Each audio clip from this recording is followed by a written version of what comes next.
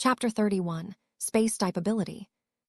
Jin Zuyan glanced at Zhang Yuan, who nodded in response. Gripping the doorknob, Zhang Yuan pushed the door open. Roar! Before the zombies could rush out, Jin Zuyan rushed inside, drawing his longsword. With a swift, clean strike, 3 rotting heads rolled to the floor. Dark blood pooled on the ground, but with a flick of his wrist, Jin Zuyan set the corpses ablaze. Within minutes, both the bodies and blood were reduced to ashes. Standing beside the black ashes, Jin Zuyan said, "Inform everyone, we are staying here tonight." "Yes, Captain." Qin Luzi and Zhang Yuan left the room and headed downstairs. After they left, Jin Zuyan checked the room and saw a lot of men and women's clothes inside the walk-in closet. As he walked toward the jewelry storage, his eyes landed on a pair of couple rings.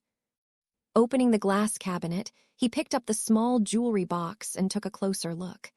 The rings were simple, adorned with a pattern resembling a nebula, perhaps crafted from sapphire and diamond. The bands themselves were made of tungsten metal. Finding the design beautiful, strong, yet low-key, he took the men's ring and slipped it onto his ring finger. It fit perfectly. A small smile appeared at the corner of his lips as he imagined a future where he and she wore this pair of rings together. But for now, he could only keep it. With that thought, he removed the ring, placed it back into the small box, and tucked it into his inner pocket. Afterward, he went downstairs and walked into the kitchen area. Inside, Qin Luzi was checking the supplies in the pantry, while Zhang Yuan went to inform the soldiers. Not long after, the trucks and armored vehicles pulled into the villa and parked near the entrance. After they came out of their vehicles, they found a thick wire in the gardener's post and used it to lock the gate. Once they were done, they stepped inside the villa and saw the luxurious decorations and furniture. Though exhausted, everyone still made sure to check the entire house. Some inspected the warehouse, others went to the rooftop, and the rest patrolled the perimeter. Meanwhile, Aitg went upstairs and entered one of the bedrooms. His eyes widened when he saw the H-brand double king-size bed. Coming from an ordinary family, this was the first time he had ever been inside such a luxurious villa, let alone seen a bed like this. He walked over, ran his hand over the soft fabric, and muttered with a hint of regret, "How great would it be if I could take this with me?" The next moment, the bed suddenly disappeared. Caught off guard by the loss of support, he almost fell flat on his face. Sitting on the ground, he looked around in shock. Where's the bed? As soon as the thought crossed his mind, an image of an empty space, like a box, appeared in his head. In the middle of this space, the missing bed was neatly placed. His eyes widened as realization hit him. The box was inside his head. His heart pounding crazily as he scrambled to his feet and rushed downstairs with a pale face. The soldiers who were checking the living room were startled by the sound he made. Turning around, they saw him running as if being chased by ghosts and noticed his expression. "Aitg, what's wrong?" one of them asked. Aitg looked at them and said with trembling voice, "My head." "What about your head?" another soldier asked. "There is something inside my head," Aitg said. His eyes turned red with tears. The soldiers instantly became serious and hurried over to check his condition. After a quick examination, one of them frowned and said, "Aitg, there is nothing wrong with your head." Aitg shook his head frantically and said, "No, it's inside."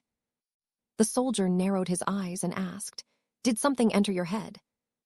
Finding it difficult to explain, Aitg pushed past them and rushed to the living room. He placed his hand on the sofa and muttered, "It would be great if I could keep this sofa." The next second, the sofa vanished before their eyes. Seeing this, the soldiers were shocked and one of them exclaimed, "What the hell? Where is the sofa?" Aitg turned to them and exclaimed, "It's inside my head." "What?" The soldiers were dumbfounded. His head was only so big. How could a sofa possibly fit inside it? It seemed Aitg had hit his head too hard and was now spouting nonsense. Noticing their skeptical expressions, Aitg grew frustrated and insisted, "I'm not crazy. The sofa is really in my head." As they stood in confusion, Jin Zuyan walked out of the kitchen and spoke in a calm voice. "Aitg, calm down." Hearing his captain's voice, Aitg turned to him with tear-filled eyes and said, "Captain, I think I'm going to die." Jin Zuyan took a deep breath, suppressing the urge to roll his eyes at the young soldier's dramatic behavior, and said, "You are not going to die. You have awakened a space-type ability. Focus your mind and think about taking the items out." Though still shaken by the bizarre situation, Aitg nodded and did as instructed. A second later, the sofa reappeared in the living room. Then, with another thought, the large bed materialized next to it. Aitg let out a deep sigh of relief and patted his chest while muttering, "Thank God, I'm not dying." Jin Zuyan's gaze lingered on the bed before he asked, "How big is your space?" Based on the bed's size, it had to be quite large. After mentally calculating for a moment, Aitg replied, "Captain, I'm not sure of the exact size, but I think it's around 100 square meters with a 10-meter height." Jin Zuyan raised an eyebrow. From what he knew, most Level 0 space ability users only owned spaces with a size ranging from 10 to 30 square meters with a 2 to 3 meter height. Chapter 32, the only logistic team member. Aitg's space was 1,000 cubic meters, big enough to fit 15 40-foot containers. That was far larger than the strongest space-type ability user he met before. Memories buried deep in Jin Zuyan's mind suddenly resurfaced at this thought. Lowering his head, he quickly hid his emotions. After a brief silence, he looked up and said, "Aitg, go with Zhang Yuan and store the supplies in your space." Aitg straightened up and saluted. "Yes, Captain." Once they left to complete their task, Jin Zuyan turned to the others and said, "Come help prepare dinner." The soldiers nodded and divided the tasks. Those who could cook went to the kitchen. Those who couldn't grabbed mops and rags to clean the rooms, while the rest went to check the water tank. Upon discovering that the stored water was still clean and usable, each soldier grabbed a bucket and took a quick shower.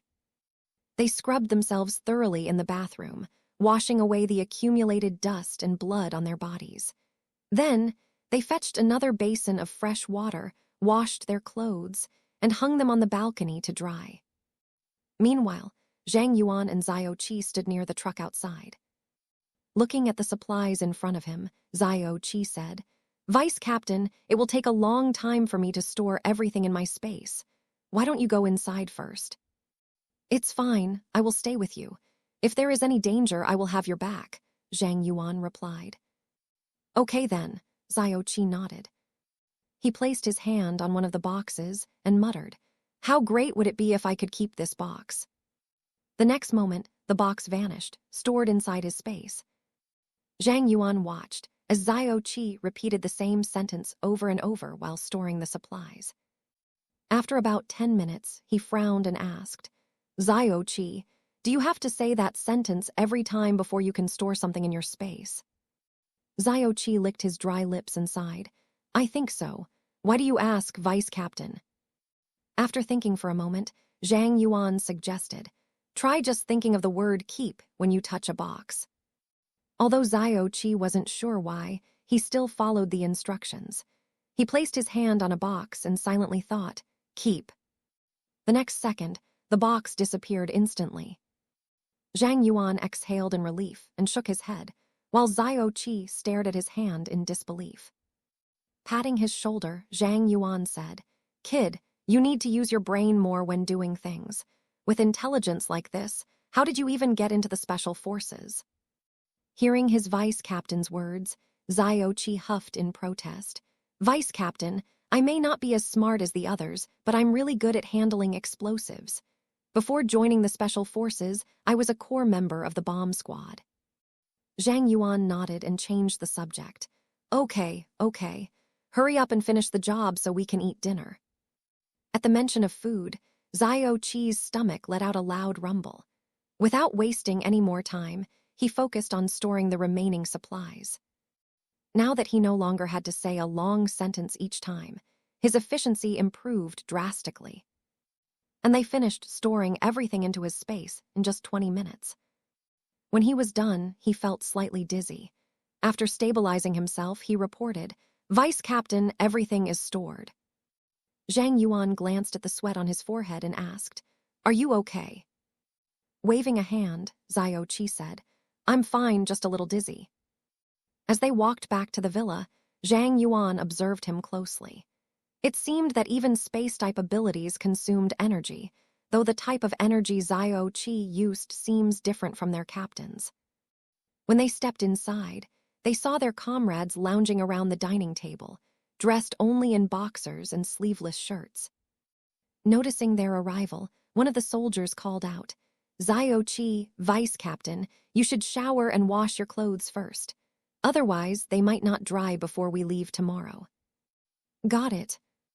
Just as Zhang Yuan and Zhao Qi headed upstairs, Jin Zuyan emerged from the kitchen and immediately frowned when he saw his soldiers' situation.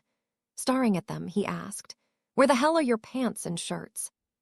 One of the soldiers scratched his head sheepishly and replied, "Captain, it's too much of a hassle to get our pants and clothes from our backpack. We are all men here, nothing to be embarrassed about. We will put our clothes back on once they are dry." Jin Zuyan pinched the bridge of his nose and said, "Can't you just wear the clothes from the master bedroom closet? There are plenty of men's clothes in there." At his words, the soldiers' eyes lit up. Without hesitation, they rushed to the second floor. A short while later, they returned, now dressed in branded clothing, comparing their figures and muscles. It seemed that the villa's owner had a well-built physique, as most of the clothes fit the soldiers comfortably. Only those under 180 cm had to fold the pant legs because they were too long. Seeing them like this, a small smile appeared on Jin Zuyan's face. In the past, he had failed to protect them and let them sacrifice their lives for those ungrateful, greedy bastards. This time, he wouldn't make the same mistake. He would protect his brothers and leave no regrets. Not long after, Zhao Qi and Zhang Yuan returned, and dinner, prepared by Jin Zuyan and Qin Luzi, was ready. As soon as everyone took their seats, they moved their chopsticks and started eating.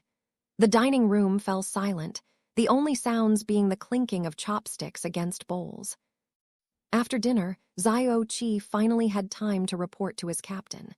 Patting his now full belly, he said, "Captain, I have moved all the supplies into my space." Jin Zuyan nodded and said, "Good. From now on, you are in charge of logistics. During battles, you will be on the support team. Unless absolutely necessary, you aren't allowed to go to the front lines." Chapter 33, Planting Corn. Zhao Qi frowned at his captain's words and said, "But Captain, I can protect myself. I can fight too."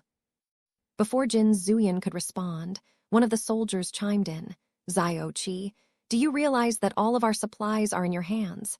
If something happens to you, we will starve to death. So be a good boy and protect our food." When he heard his words, Zhao Qi blinked.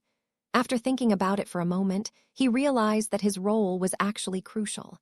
Supplies were vital in long-term battles, and given their current situation, food and resources were scarce. Having come to this conclusion, Zhao Qi patted his chest and declared, "Brothers, leave it to me. I will protect our supplies with my life." The soldier nodded and raised his thumb while saying, "Good." Jin Zuyan glanced at Zhao Qi, shook his head, and said, "All right, split into 2 teams. We will take turns patrolling." "Yes, Captain." Once the teams were assigned, Jin Zuyan grabbed a bucket of water and went to shower. It had been days since his last proper wash, and his body reeked of sweat. Coupled with blood and rotten flesh on his clothes, it smells even worse than zombies. Before meeting her, he needed to clean himself thoroughly so as not to leave a bad impression.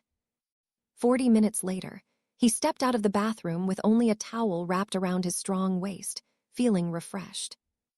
With a flick of his fingers, he used his ability to increase his body temperature, instantly drying his damp hair and wet body. Afterward, he washed his clothes and hung them up. Extending his palm, 2 wisps of black flames danced in the air. Carefully controlling their temperature, he used them to dry his clothes without burning them. Once his clothes and underwear were completely dry, he got dressed and headed to the living room. Since he was on watch duty in the latter half of the night, he decided to get some sleep on the sofa first. Meanwhile, at Linen University, Jiao Lijai woke up after sleeping for a few hours. It took her a few minutes to clear her dazed mind. Hearing the distant roar of zombies, she glanced at her watch and rubbed her eyes. It was already 8 o'clock in the evening. No wonder the sounds of roaring were louder. After stretching for a moment, she entered her space. This was only the second time she had done so since awakening her space-type ability. Appearing in the grassland, she looked around before walking toward the house. When she tried to open the door, it wouldn't budge. A moment later, she realized she had stacked all the supplies inside, blocking the entrance. Using her mind, she moved the supplies to the corner of the grassland, clearing the house. Once she was done, she stepped inside and headed straight to the kitchen. She checked the dried corn she had soaked in a basin of pond water earlier. Seeing that the seeds had plumped up, she drained the water and carried the basin outside. Standing beside the black soil, she tried to recall what she had learned about planting. After a while, she still couldn't remember anything. She sighed and muttered, "Never mind. I should find some books next time." Using her mind, she got some farming tools and got to work. Since the black soil was already loose, she didn't need to plow it and could plant the seeds directly. Lacking proper knowledge, she could only do her best and leave the rest to fate. The black soil covered just 100 square meters, so she finished planting in less than an hour. Once done, Jiao Lijai went back inside the house and checked the water in the bathroom. When she turned on the faucet, clean water flowed into the bathtub. She scooped some up and took a sip. The water tasted just like the pond water. It seemed the house's water supply was connected to the pond, yet she hadn't seen any pipes around it. After thinking for a moment, Jiao Lijai decided to set the matter aside. As long as she had water and electricity, she didn't care where they came from. Afterward, she undressed herself and took a long bath. She scrubbed her body several times to remove the blood and rancid smell clinging to her skin. When she finished, she walked out of the bathroom wrapped in a towel while drying her hair with another. Before heading upstairs, she tossed her dirty clothes into the laundry basket by the bathroom door. Pausing for a moment, she glanced at her dirty clothes and decided to wash them later. She needed to find a washing machine when she went out to find supplies next time.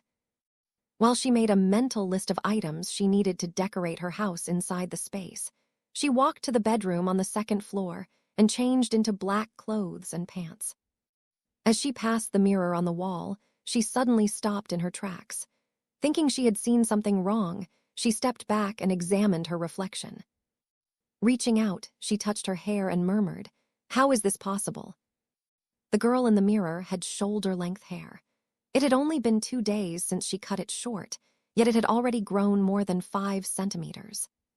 Since she had more pressing matters to handle, she decided to deal with them later. She tied her hair with a hairband and went to the kitchen. For dinner, she made 2 cups of instant noodles, 2 fried eggs, and several sausages. As she ate, she boiled several kettles of pond water and stored them in thermos flasks. Then, she made a cup of hot milk. After she finished the milk, she let out a satisfied sigh before finally leaving her space. Reappearing in the tree, she checked her watch and realized something. While time remained static for stored items, her own body still followed the time outside her space. Chapter 34, Mutated Ability. Jiao Lijai didn't understand how time and space worked in her space and had no intention of figuring it out. As long as her space benefited her, that was all that mattered. Before leaving the tree, she put on a black mask.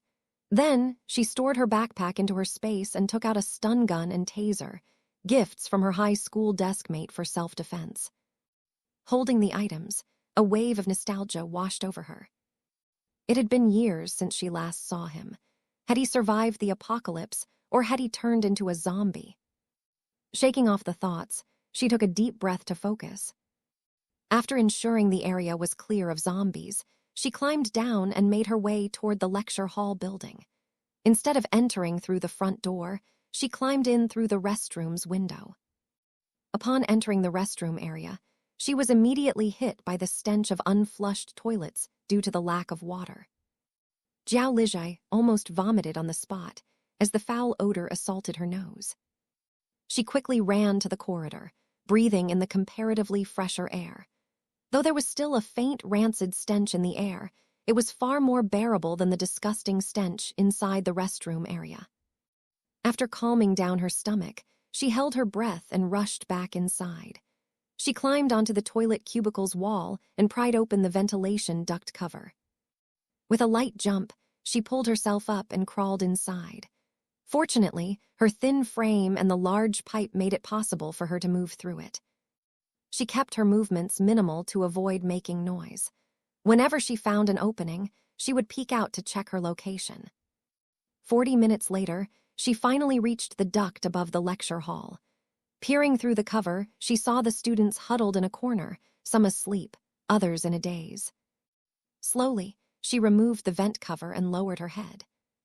Turning slightly to the left, she caught sight of Teacher Cao pressing a female student on the table behind a divider screen.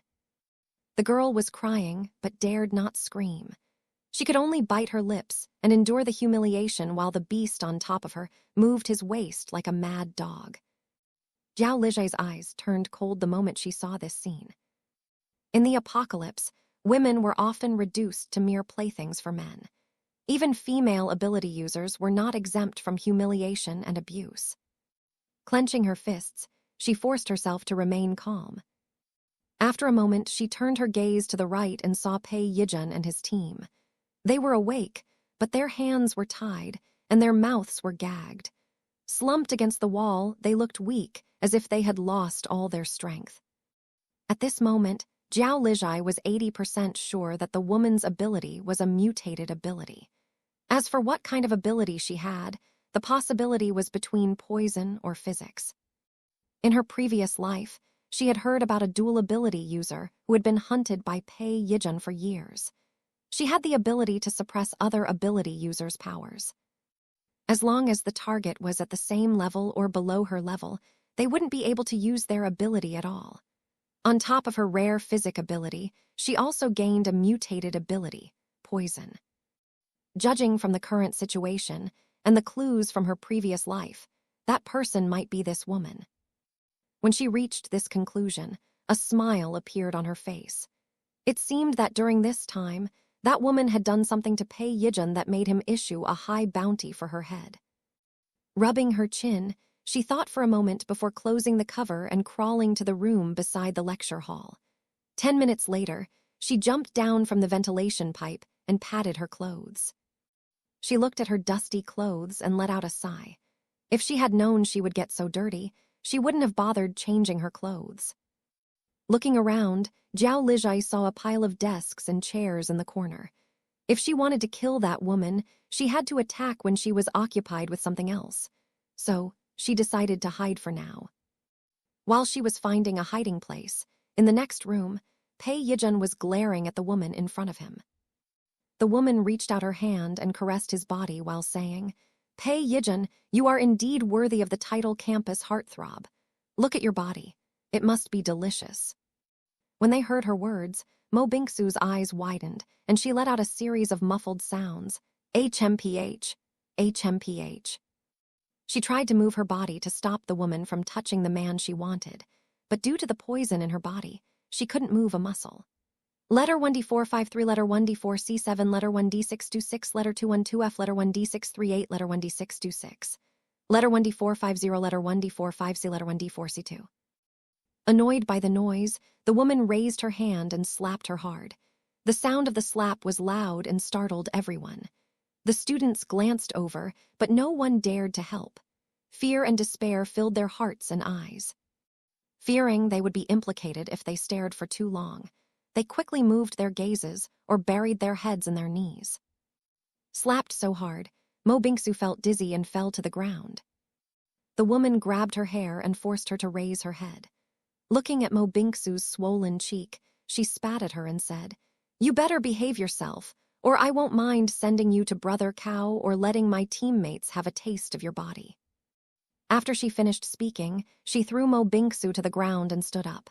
She looked at the students and said, "You too, come over." Being pointed at, the students could only push themselves up and walk over.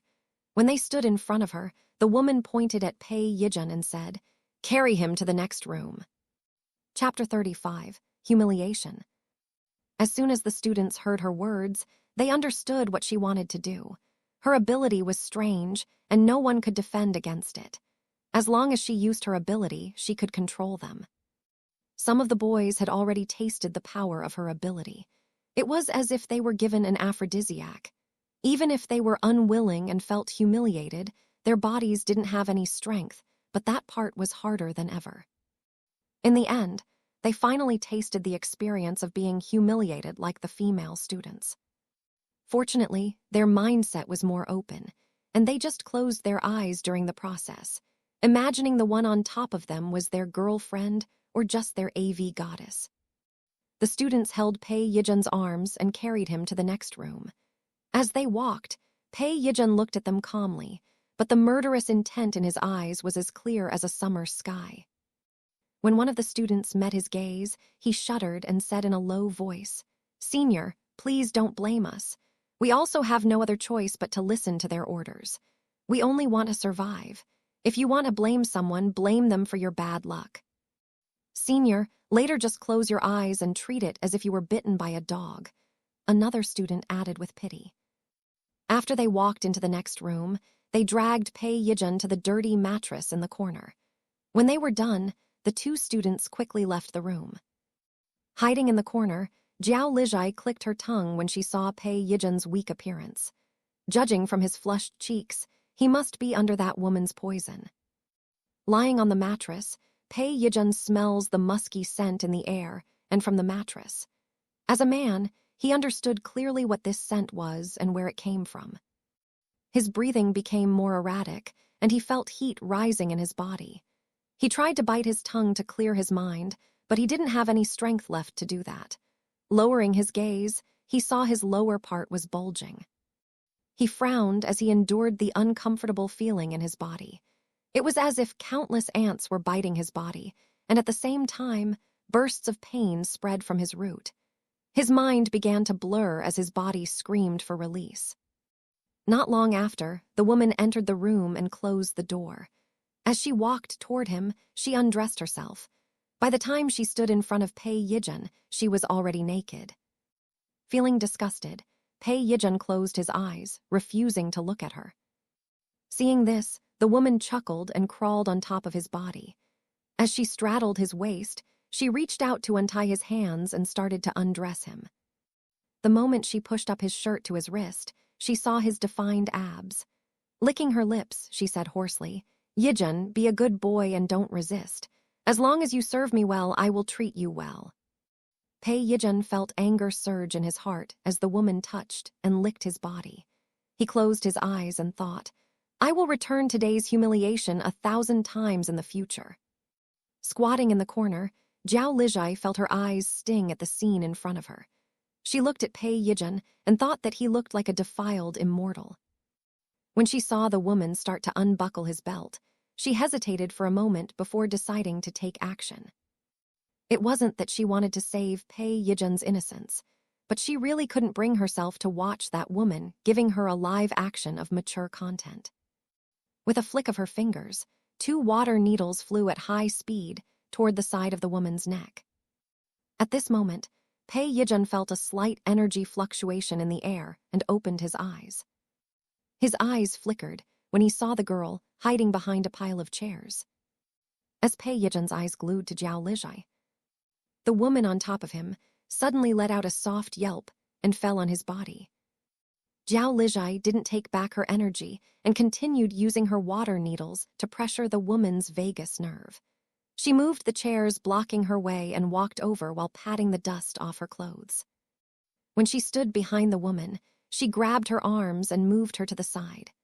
As the woman's body was dragged away, her lower part brushed against Pei Yijun's lower body, making him let out a suppressed moan from his throat. "Umph." Zhao Lijai was too focused on controlling the water needles to notice this. To avoid attracting zombies, she controlled her water needles and cut off the nerves in the woman's body. Then, she flicked her fingers and searched for the woman's crystal cores using the water needles. Not long after, 2 small crystal cores fell from the woman's temple. Picking them up, she controlled the water needles. As the water needles came out of the woman's body and floated above the cores, she withdrew her energy, and the needles turned into a splash of water, cleaning the blood off the cores. She put the crystal cores into her space and turned to check Pei Yijun's condition. The moment she saw his state, she was stunned. As her gaze met his sharp eyes, she quickly grabbed his arm and turned his body around. Although the woman hadn't undressed him completely, she had already pulled down his pants, and that part was out. When that image appeared in her mind, Zhao Lijai shook her head and said, I didn't see anything. With his back to her, Pei Yijun couldn't see what she was doing or thinking. At this moment, besides feeling humiliated by the woman, he was actually feeling awkward and embarrassed. When Zhao Lijai looked at his body, he had an even stronger reaction. Chapter 36, Clearing the Poison. Not knowing what Pei Yijun was thinking, Zhao Lijai placed her palm on his hand and said, Senior, I will try to remove the poison. Please bear with it. Closing her eyes, she sent a thread of her energy into his body.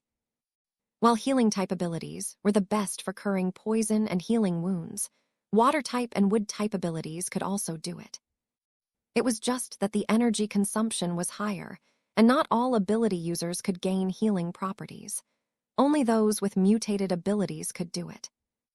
Right now, Zhao Lijai didn't know if her water ability was also mutated, as in her previous life. So she could only try. If she couldn't do it, she would just feed him more pond water and let him fend for himself. After a while, she finally felt the energy inside Pei Yijun's body. When her water energy touched the indigo-colored energy, her body suddenly felt numb. It was as if she had been electrocuted. Realizing it was his thunder-type energy, Zhao Lijai avoided it and searched for another energy. While she was busy searching for the woman's poison energy, Pei Yijun almost lost his mind. He didn't know what she was doing to his body, but every once in a while, he would feel numbness spreading through him. He groaned at the tingling numbness in his tailbone. Sweat covered his forehead and body as he tried to resist the urge to release himself. He lowered his gaze and saw his brother twitching nonstop. Not only that, it even got bigger and harder. At the same time, Zhao Lijai finally found the gray energy hiding inside Pei Yijun's body. Using her energy, she pushed the poison out of his body. She frowned when she realized there was no opening for him to discharge the poison. Just as she thought of poking a wound on his finger to withdraw the poison, she felt a force pushing both her energy and the poison toward a specific part of his body. Thinking that he had taken control of the situation, she quickly pulled back her energy. NGH. The moment she opened her eyes, she heard his muffled groan and saw his muscles tense while his body trembled. Fearing he might have been injured by the treatment, she reached out to check his condition. But before she could touch him, he pushed himself up and pulled up his pants. Seeing that he was able to dress himself, Zhao Lijai let out a sigh of relief and said, Senior, the poison should be cleared out by now. After saying this, she walked to the pile of chairs and bent down. She glanced at him and saw he was still dressing himself, so she quickly took out her backpack from her space. Then she walked over and handed him a bottle of water while saying, Senior, you should drink some water first. Pei Yijun's heart was still beating fast after his release, and he didn't want her to see his embarrassing situation. Without turning around, he took the water and said hoarsely, Thank you. Zhao Lijai looked at his back and let out a sigh.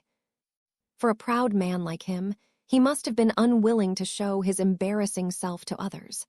She thought for a moment, then took out a clean t-shirt from her space and placed it beside the water. Senior, I will wait for you there. We still need to save your teammates. So you. Before she finished her words, he interrupted her. I know. After giving him another glance, she walked to the door and waited for him with her back facing him. Hearing her footsteps getting further away, Pei Yijun finally turned his head and looked at her back. He took the water and finished it before changing his clothes. Using his dirty clothes, he wiped himself down and buckled his belt. When he stood up, he still hadn't regained his strength and had to hold onto the wall for support. After a moment, he felt better and walked to the woman's body. Looking at the small wound on the woman's temple, Pei Yijun's eyes turned cold. With a flick of his wrist, a spark of thunder flew into her wound. Not long after, smoke rose from the woman's body as her skin slowly cracked. Smelling the burning scent, Zhao Lijai turned her head and saw that the woman's body had been roasted from the inside out. Seeing this, she swallowed and thought that he was indeed as cruel and petty as she had imagined. What a wise and magnanimous man. All of that was bullshit. 10 minutes later, the woman was reduced to ashes. As the wind blew, the ashes scattered everywhere. Only after the ashes were nowhere to be seen did Pei Yijun feel the anger in his heart dissipate a little. He turned and saw Zhao Lijai looking at him with wide eyes. Thinking that he had scared her, he lowered his gaze and walked over. When he was in front of her, he said, "Thank you for your help." Zhao Lijai observed him for a moment before saying, "Senior, if you want to thank me, just give me more supplies next time." When Pei Yijun heard this, he looked into her eyes, trying to see what she was thinking. He thought she would show disgust, gloating, or at least ridicule in her eyes. Unexpectedly, he saw nothing. Her eyes were so clear as if she hadn't seen his most humiliating moment. He didn't know if she was just good at hiding her thoughts or if she truly didn't think anything of it. But right now, he felt at ease, seeing that she treated him as usual. After looking at her for a moment, he smiled and nodded. "Okay.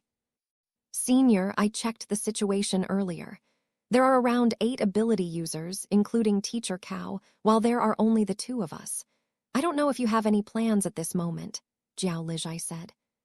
Chapter 37, Escaping 1. Pei Yijun also thought about their current situation, and going against Teacher Cow directly was not a wise decision. No matter how strong they were, 2 hands couldn't win against 8 legs. After a moment, he said, "I have a satellite phone in my backpack. We need to get that first so I can contact the people my father sent. Based on the timing, they shouldn't be far from our location." Hearing this, Zhao Lijai asked, "Senior, are you planning to wait for them?" "If possible, it's better to take down Teacher Cow and his team as soon as possible. But if we can't do that, we will wait for them and attack together," Pei Yijun said. Recalling what Teacher Cow and his team had done to those female students, Zhao Lijai's eyes darkened. But what he said was right. Even if she could defeat Teacher Cow and his team by using all her skills, she didn't want to reveal her trump card. Letting Pei Yijun and his team know that she could attack using her water-type ability was already outside her plan. She didn't want to take the risk of exposing her ability to absorb her energy back just to save Pei Yijun's teammates. Instead, she was hopping to find a chance to kill Mo Bingsu before the soldiers arrived. Seeing her remain silent, Pei Yijun added meaningfully, "Don't worry, they won't kill Li Yang and the rest. Even if they dare to do those disgusting things, they still don't dare to kill people." Zhao Lijai understood his hidden meaning, but pretended to be clueless and nodded. The next moment, she heard a rumbling sound coming from Pei Yijun's stomach. She looked at him and asked, "Senior, are you hungry?" Pei Yijun was embarrassed, but he still nodded and said, "Our supplies were taken away.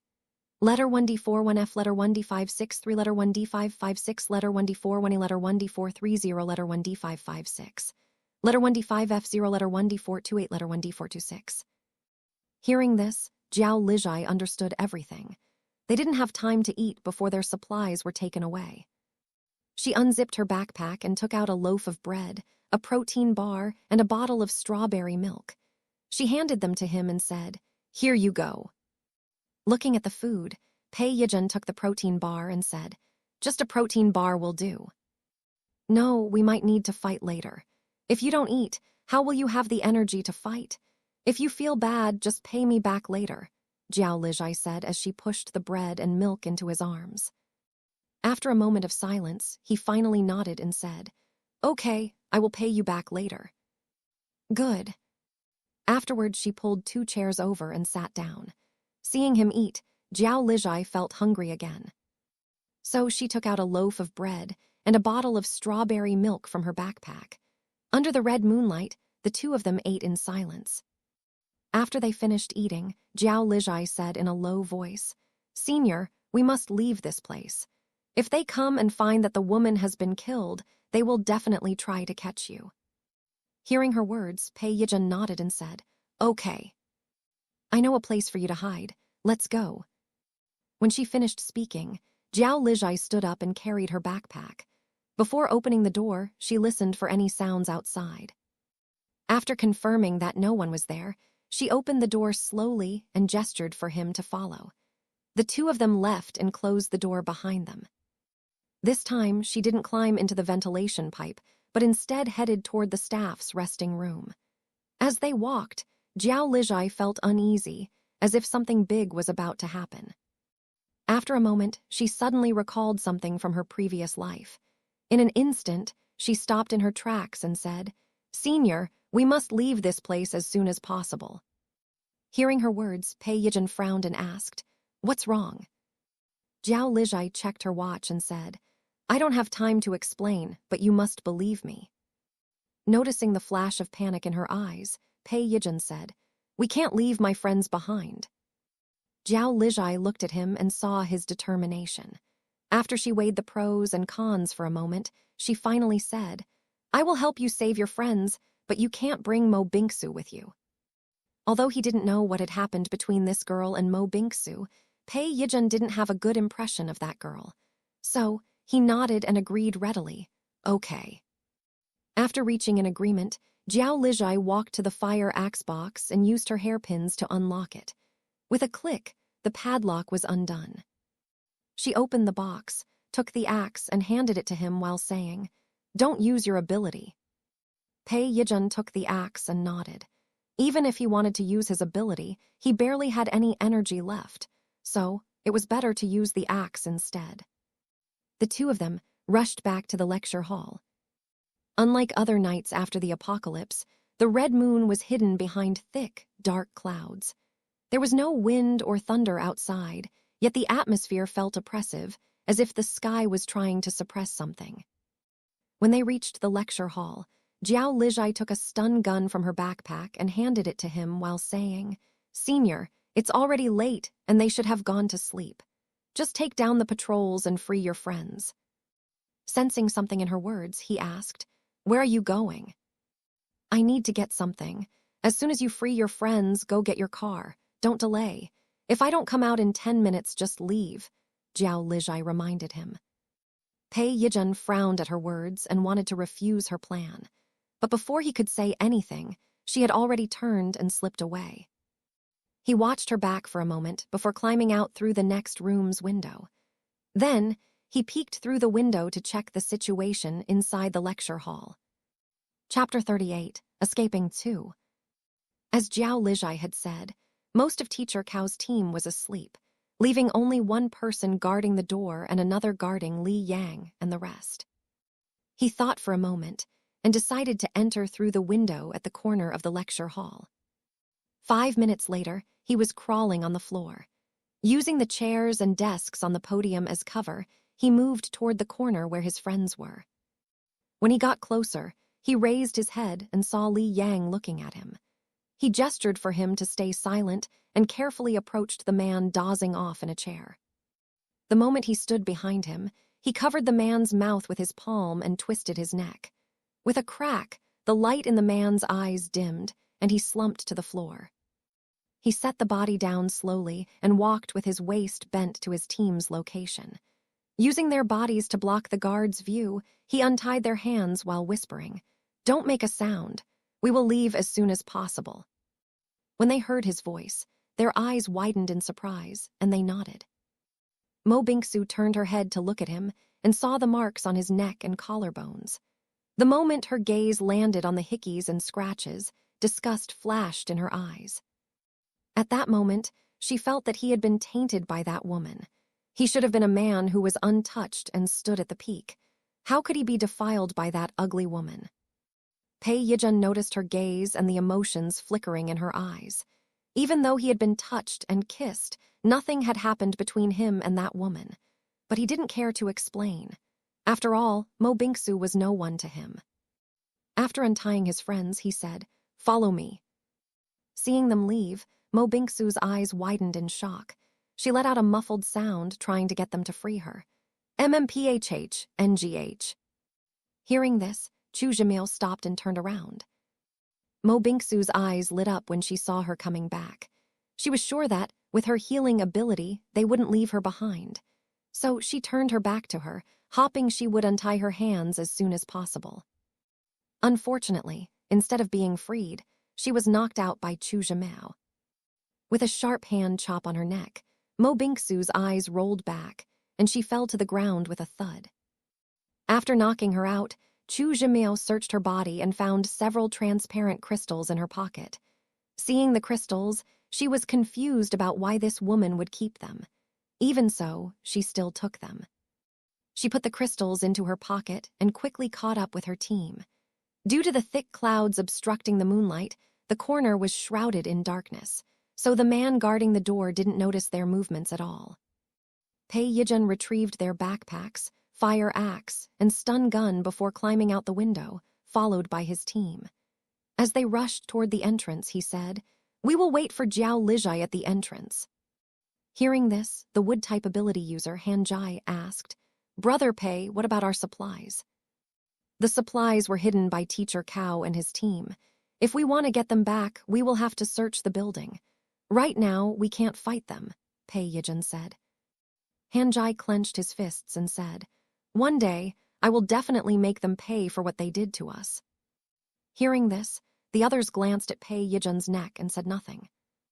Noticing their gazes, Pei Yijun pulled at his t-shirt, trying to cover the marks, and said, "Nothing happened to me." Li Yang and the others nodded at his words. As men, they knew how humiliating it was to be forced by a woman. Not to mention, that woman was old and ugly. It was normal for him to want to brush the matter aside. Unaware that his brothers were feeling sorry for him, Pei Yijun said calmly, "Let's get our car." Okay. At the same time, Jiao Lijai climbed down from the ventilation pipe and landed softly inside the staff's resting room. She scanned the stacks of supplies in front of her with a smile. With a wave of her hand, she stored everything in her space, leaving nothing but dust behind. Once she was done, she unlocked the window and jumped out. She was on the 3rd floor, and there were no pipes to climb down, only AC units bolted to the walls. Using them as footholds, she leaped from one to another, descending swiftly. In less than 5 minutes, she reached the ground and took out her car from her space. As she sat at the driver's seat, a raindrop landed on the windshield. Her expression changed the moment she saw this. Without hesitation, she started the engine and stepped on the gas pedal. Knowing Pei Yijun and his team were waiting at the entrance, she sped toward them. As she passed their cars, she flicked the headlights to signal them. Inside the car, Pei Yijun caught the signal and immediately followed. Behind him, Li Yang did the same and stepped on the gas to keep up. Meanwhile, back at Linen University, the guard at the door finally sensed something was off. Frowning, he gripped his iron rod and walked toward the lecture hall's corner. When he saw Li Yang and the others were gone, and Mo Bingsu was lying on the ground, his expression twisted in rage. He turned and kicked Mo Bingsu hard in the stomach. "Wake up! Letter 1D627, letter 1D4C7, letter 212F, letter 1D452, letter 1D4CC, letter 1D452. Letter 1D4B8, letter 2134, letter 1D4C2. The force of the blow jolted Mo Bingsu awake. She curled up from pain and coughed violently. But before she could catch her breath, the man grabbed her hair and yanked her up. MMPH, she let out a muffled, pained cry. He ripped off the gag and asked angrily, "Where did they go?" Chapter 39, Unusual Situation. Mo Bingsu gasped for air as she endured the pain, her voice hoarse as she stammered, I don't know." Slap. Her head snapped to the side. as pain spread across her cheek from the man's slap. "Where did they go?" he asked again. Tears streamed down Mo Bingsu's face, mixing with the snots, making her look dirty. Shaking her head, she sobbed, "I really don't know. Just now, Pei Yijin came and let them go. Before they left, they knocked me out. I don't know where they went." The man stared into her eyes, assessing her words. After a moment, he was sure that she wasn't lying. With a grunt, he shoved her to the ground and said, "I will deal with you later." Then, he turned and stormed off to report to Teacher Cow. Lying on the floor, Mo Bingsu's hands clenched into tight fists. Her body trembled, but it wasn't just from fear. It was rage and hatred. She could still see Pei Yijin's cold expression as he abandoned her. Grinding her teeth, she muttered venomously, "Pei Yijin, Chu Zhimao, one day I will kill you both." Her voice was hoarse and weak, but the hatred in it was unmistakable. The guard reached the divided sleeping area and called out, "Brother Cow, those brats escaped." Teacher Cow's eyebrows were knitted together when he heard this. He pushed aside the female student sleeping next to him and sat up. Rubbing his face, he asked irritatedly, "How the hell did they escape? Where is old Lou?" "I don't know." Teacher Cow's face darkened at his words and he shouted, "Go find that bitch. She is the one who took Pei Yijin. She must know something." Noticing his anger, the man nodded and rushed off. Once he left, Teacher Cow stood up, put on his pants and walked toward Mo Bingsu. He crouched in front of her with amusement flickering in his eyes. He looked at her for a moment and said, "Bingsu, you refused to serve me for Pei Yijin's sake. But look at you now. He ran and left you behind without a second thought. Do you hate him, or do you still like him?" Mo Bingsu lifted her head, her eyes cold and full of disdain. She sneered and said, "What does that have to do with you?" Teacher Cow chuckled when he saw her stubborn gaze and said, "Starving must be painful, right? If you become my woman, I can guarantee you will never go hungry again." The moment she heard his words and saw his stare at her body lustfully, Mo Bingsu's expression twisted with disgust. Without hesitation, she spat in his face and said, "Pei, even if I starved to death, I would never lower myself to sleep with trash like you." Teacher Cow closed his eyes and wiped the spit from his cheek. Then, he suddenly grabbed her throat and lifted her off the ground. Mo Bingsu's face turned red as she kicked her legs desperately. With her hands still bound, she couldn't fight back and could only twist her body, trying to free her neck from his grip. Ugh, KHH. Tears, snots, and saliva smeared her face as her vision blurred. Her lungs burned as the searing pain of suffocation clawing at her chest. She realized, in pure terror, that she was going to die. Teacher Cow watched her struggle with a twisted smile. Just as she was about to lose consciousness, he released his grip. Mo Bingsu collapsed to the floor, coughing violently while gasping for air. Cough, cough, cough.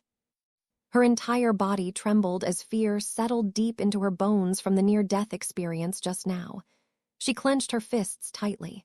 She had a superpower now. She couldn't die here. Teacher Cow reached out toward her again, but before he could touch her, his subordinate rushed back. "Brother Cow, we can't find her." Teacher Cow's face darkened further at this information. His fists clenched as he growled, "Find that bitch and those brats. It's dark outside. They must be hiding in this building and couldn't have gone far." "Yes." As soon as he heard his words, the man hurried off to wake the others. Within minutes, Teacher Cow's entire team was scouring the building, searching for Pei Yijin's group. While they were searching for them, Jiao Lijai, Pei Yijin, and his team were already a few kilometers away from Linen University.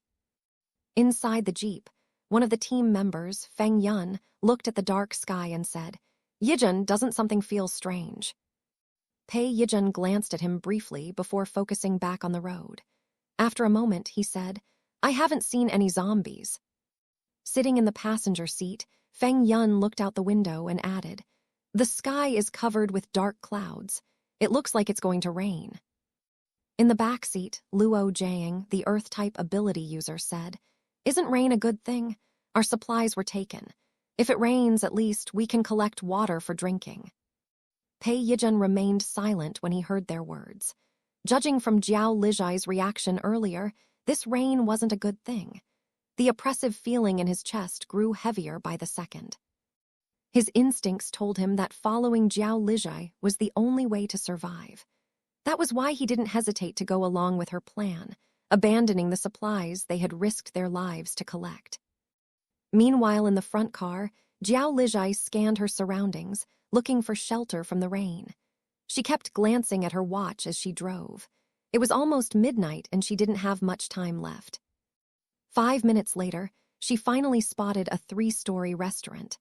Without hesitation, she turned the wheel and drove into the parking lot. Seeing this, Pei Yijun and Li Yang followed right behind her.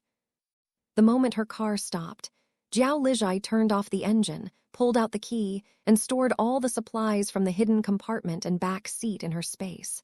Then, she stepped out and said, "Help me move the supplies inside." Chapter 40, It's Here. Hearing her request, Pei Yijun and his team quickly unloaded the supplies. An unexplainable sense of urgency pushed them to move faster. Once they were done, Jiao Lijai went to find something to cover the car. Seeing this, Pei Yijun followed and asked, "What are you looking for?" "Something to cover the car," she replied while scanning the area.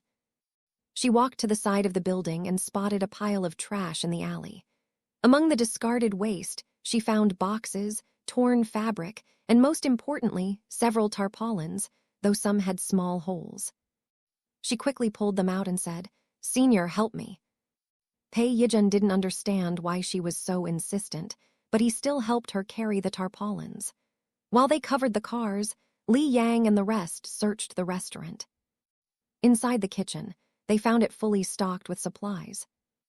"Good thing there is still food here. Otherwise, we would be in trouble," Chu Zhimao said, letting out a breath of relief. Letter 1D65B, letter 1D4FB, letter 1D486, letter 1D486, letter 1D498, letter 1D65A, letter 1D658, letter 1D664, letter 1D662. Feeling thirsty, Li Yang licked his dry lips and asked, "Mao, have you recovered enough to give us some water?" Chu Zhimao looked at his condition and frowned. "I should be able to." Hearing this, Li Yang's eyes lit up. He quickly found a clean cup and handed it to her. "Just a sip or two, don't push yourself." "Okay." She positioned her forefingers above the cup and focused her energy. Slowly, a thin stream of water trickled into the cup. However, her energy hadn't fully recovered and the poison in her body still lingered, blocking her core. Using her ability now felt like countless needles pricking her skull. By the time the cup was half full, cold sweat covered her forehead. Seeing this, Li Yang said anxiously, Mao, stop, it's enough." Snapping back to reality, Chu Zhimao stopped, her body swaying from dizziness. Li Yang quickly reached out to steady her and exclaimed with worry, Mao. After catching her breath, she handed him the cup and said, "I'm fine, drink first." Li Yang took it but pressed it to her lips and said, "You drink first." Chu Zhimao hesitated, then took a small sip before handing it back and said, "You also drink." This time, Li Yang didn't refuse and took a sip of water. Since water was limited, each person only took a sip, leaving some for Pei Yijun. When they returned to the main area, Jiao Lijai and Pei Yijun had already entered the restaurant. Seeing their pale faces, Jiao Lijai said, "There is food and water. Help yourselves and replenish your energy." Hearing her words, they exchanged hesitant glances. Even if the supplies were there, they belonged to Jiao Lijai. It didn't feel right to take them without permission. Understanding their thoughts, Pei Yijun said, "Just record what you take. We will repay her when we find more supplies." "Brother Pei, the kitchen has food. We just need some water," Chu Zhimao said. "Then take what you need," Jiao Lijai replied, already checking the windows and ventilation pipes. "Thank you," Chu Zhimao said. With her permission, they retrieved some water and started cooking. Though there was no electricity, the stoves ran on gas, allowing them to prepare a meal. Meanwhile, Jiao Lijai searched for duct tape and began sealing drains, vents, and windows. Once she secured the first floor, she moved to the second. Opening the door, she was momentarily stunned. This entire floor was a storage area. Since the restaurant specialized in burgers and pizzas, most of the stock consisted of flour, canned food, cheese, and sausages.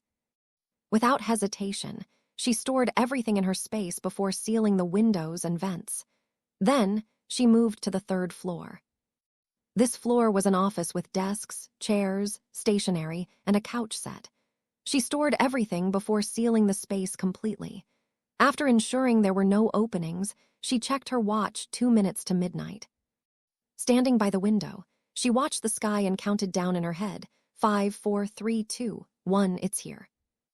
The next moment, thunder rumbled across the sky, followed by bright flashes of lightning. Moments later, raindrops began to fall.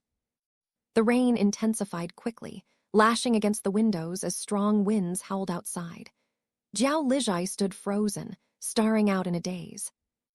After this storm, the world would become even more dangerous, she thought inwardly. At the same time, in a villa along the mountain road, Jin Zuyan stood by the window, watching the rain with a deep frown. It had been so long that he had almost forgotten about this rain. Turning away, he quickly woke his team one by one. 5 minutes later, everyone was gathered in the living room, waiting for his orders. Standing before them, Jin Zuyan said, "Find tape or anything else you can use. Seal the sewers, pipes, faucets, windows, and doors. Make sure there are no gaps or openings." 2 team members raised their hands, and one of them said, "Captain, both of me and my brother have metal-type abilities. We can seal the sewers, pipes, and faucets." Jin Zuyan nodded and said, "Good, I will leave that to you." Then he turned to the rest and added, "The rest of you, assist Wen Mo and Wen Kai. Check every corner carefully." The soldiers stood at attention and responded in unison, "Yes, Captain." Without hesitation, they split up to carry out their tasks in an orderly manner, leaving Zhang Yuan alone with Jin Zuyan in the living room. Zhang Yuan studied his captain's tense expression and felt a sense of unease. He stepped forward and asked, "Captain, do you think something bad is going to happen?" Jin Zuyan watched the rain, which was quickly turning into a storm, and said, "Zhang Yuan, something is wrong with this rain. Make sure everyone stays indoors. No one is allowed to touch the rainwater." Even though Zhang Yuan didn't understand what was wrong, he nodded immediately and replied, "Understood." Just as he turned to leave, Jin Zuyan added, "Check their temperatures every half hour. If anyone develops a fever, isolate them in a separate room and report to me."